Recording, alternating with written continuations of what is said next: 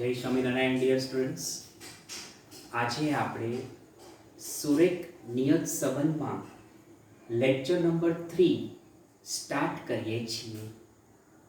જય સ્વામિનારાયણ.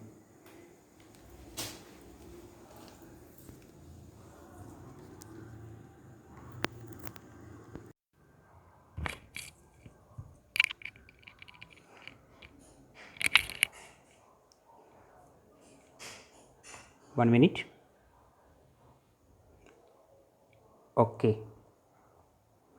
હવે આજે આપણે સુરેખ નિયત સંબંધમાં લેક્ચર નંબર 3 સ્ટાર્ટ કરીએ છીએ. One minute.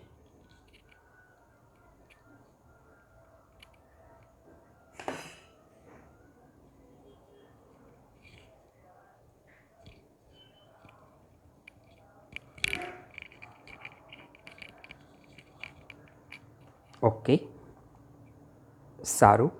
જોઈએ, જુઓ, જ્યારે મોટી સંખ્યાઓ હોય, હવે તમે સારી રીતે જાણો છો કે જ્યારે મોટી સંખ્યાઓ હોય ત્યારે યુવી મેથડનો યુઝ થાય છે.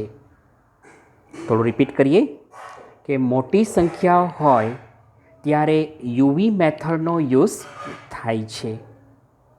વાયની એક્સ પરની નિયત સંબંધ રેખા એના 3 સ્ટેપ હોય છે, જે તમે જાણો છો. નંબર 1 બી એટલે કે BYX, number 2 A equals to Y bar minus B X bar, અને number 3 Y cap equals to A plus BX, જે તમે જાણો છો. ઓકે, ચલો, મોટી સંખ્યા હોય ત્યારે UV method formula B equals to, તમે જોઈ શકો છો, B equals to N sigma UV minus sigma V છેદમાં એન સિગ્મા યુ વર્ગ માઇનસ સિગ્મા યુનો વર્ગ, અને એને ગુણ્યા CY અપોન CX. તમે CY અને CX વિશે પણ જાણો છો કે યુમાં આપણે છેદમાં કંઈ ધારણા કરી હોય તો એ CX કહેવાય, અને વીમાં આપણે છેદમાં કંઈ ધારણા કરી હોય તો એ CY કહેવાય. જો તમે ગણતરીમાં લો તો આવશે, ન લો તો આવશે નહીં. ઓકે, ચલો જોઈએ. સ્વાધ્યાય 3.2નો આપણે દાખલા નંબર 1 અને પેજ નંબર 136 લઈએ છીએ. જુઓ, કપાસના પાક પર ખાતરના વપરાશની અસર જાણવા માટે કરેલા એક અભ્યાસમાંથી નીચે મુજબ માહિતી મળે છે, અને આ પરથી વાયની એક્સ પરની નિયત સંબંધ રેખા મેળવો. તમે ટેક્સ્ટ બુક રાખેલ હશે, એમાં વાયની એક્સ પરની નિયત સંબંધ રેખા એ પાર્ટ અંડરલાઈન કરજો. અને ખાતરનો વપરાશ 300 કિગ્રા થયો હોય ત્યારે હેક્ટર દીઠ કપાસના પાકનું અનુમાન મેળવો. એમ 300 કિગ્રા પણ તમે અંડરલાઈન કરજો. ઓકે, ચલો જોઈએ. જુઓ, સમજીએ. જો તમને પેલી 2 કોલમ આપી છે, ખાતરનો વપરાશ અને કપાસનો પાક, એ 2 કોલમ તમને આપેલ છે. જોઈએ, જુઓ, ખાતરનો વપરાશ 10 કિલોગ્રામ, તો એ 10 કિલોગ્રામ નીચે પણ અંડરલાઈન કરશું, એ તમને લાસ્ટમાં સમજાશે. જો ખાતરનો વપરાશ આપ્યો છે 28, 35, 1 મિનિટ.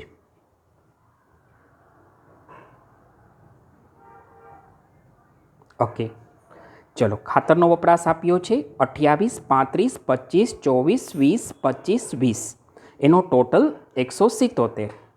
પછી બીજી કોલમ કપાસનો પાક આપ્યો છે 128, 140, 115, 120, 105, 122, 100 એનો ટોટલ 880. તો તમે જુઓ છો કે અહીંયા મોટા આંકડા છે, બરાબર, એ તમે જોઈ શકો છો. ઓકે, તમે જોઈ શકો છો કે અહીંયા મોટા આંકડા આપવામાં આવેલા છે, એટલે આપણે યુવી મેથડનો યુઝ કરશું. હવે એક્સની કોલમ માટે મેં 25 ધાર્યા છે અને વાયની કોલમ માટે મેં 120 ધાર્યા છે, જે તમે જાણો છો. તો યુમાં મેં ધારણા કરી છે x - 25. એટલે શું કરશું? 1 મિનિટ.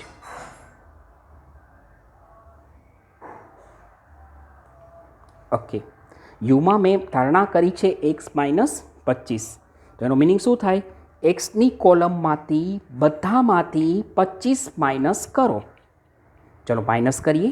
જુઓ, 28, 28 minus 25 3, 35 minus 25 10, 25 minus 25 0, 24 minus 1 20 minus 5 25 0 20 minus 5 ને એ ટોટલ આવશે 2.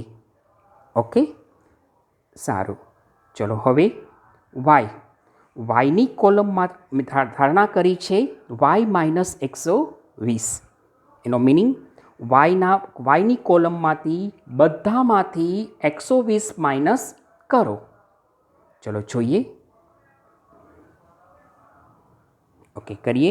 જુઓ, 128, 128 ઓછા 120 8, 140 ઓછા 120 20, 115 માઇનસ 5, 120 0, 105 માઇનસ 15, 122 2, 100 માઇનસ 20 ને એ કોલમનો ટોટલ થશે -10. ચલો હવે આગળ જઈએ. હવે તમારે આવશે column, as you know very well, 2 column જરૂરી છે, યુવી અને યુ સ્ક્વેર. યુવી જાણો છો, યુવી એટલે શું? યુ ગુણ્યા વી. સારું, કરીએ. ચલો ગુણાકાર કરીએ. ચલો 3 8 24 10 20 200 0 -5 0 -1 0 0 -5 -15 75 0 2 0 -5 -20 100 ને એ કોલમનો ટોટલ કરશો એટલે આવશે 399. ઓકે, ચલો પછીની કોલમ છે યુ સ્ક્વેર. તમે જાણો છો યુ સ્ક્વેર એટલે શું? યુનો કરવાનો વર્ગ, એટલે ત્રીજી કોલમનો કરવાનો વર્ગ. કરીએ. ચલો વર્ગ કરીએ. 3, 3નો વર્ગ 9, 10નો વર્ગ 100, 0નો 0, -1નો 1, -5 25, 0નો 0, -5 25, યુ વર્ગનો ટોટલ કરો એટલે આવશે 160. Okay, 1 minute. એટલે યુ વર્ગનો ટોટલ આવશે 160. ઓકે, તો આ રીતે તમને બધા ટોટલ મળી ગયા, જે તમે જોઈ શકો છો. જુઓ, બરાબર, જુઓ, બરાબર. તમારે જુઓ, યુનો ટોટલ સિગ્મા યુ 2, પછી વીનો ટોટલ સિગ્મા વી -10, યુવી ટોટલ સિગ્મા યુવી 399 અને યુ વર્ગ ટોટલ 160. એ કહેવાય સિગ્મા યુ વર્ગ. ઓકે, ચલો આગળ જોઈએ. ચલો હવે છે, તમે જાણો છો વાયની એક્સ પરની નિયત સંબંધ રેખા. ચલો એના 2 સ્ટેપ પહેલાં એક્સ બાર અને વાય બાર. ચલો ફોર્મ્યુલા, એક્સ બારનો ફોર્મ્યુલા શું છે? તો કે એક્સ બાર બરાબર સિગ્મા એક્સ છેદમાં એન. પાછું રિપીટ કરું, એક્સ બારનું સૂત્ર શું? એક્સ બાર બરાબર સિગ્મા એક્સ છેદમાં એન. તો તમે જાણો સિગ્મા એક્સનો ટોટલ 177, એટલે 177 છેદમાં 7, તો એ આવશે 25.29. ઓકે, ચલો બીજું વાય બાર. વાય બાર સૂત્ર વાય બાર બરાબર સિગ્મા વાય છેદમાં એન. ચલો એનું સૂત્ર 830/7. એટલે 830/7 કરો એટલે આવશે 118.57. પાછું રિપીટ કરું, બેનો 830/7 એટલે 118.57. ઓકે, ચાલો હવેનું સ્ટેપ BYX, બરાબર, જે તમે જાણો છો.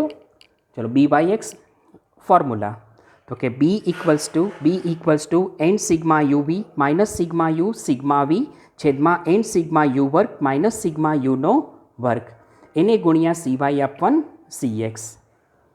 બરાબર, તમે જાણો છો નિયત સંબંધમાં CY/CX આવશે, સહસંબંધમાં આવે નહીં.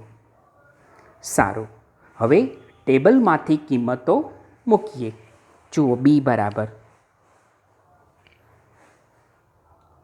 જોઈએ, ઓકે, કિંમત મૂકીએ. ચલો n સમજો છો તમે, n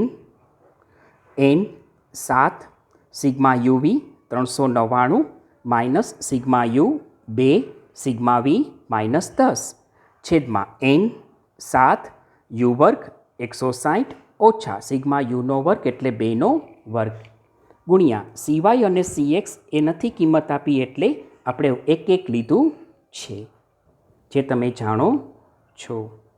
ઓકે, ચલો હવે ગુણાકાર કરીએ.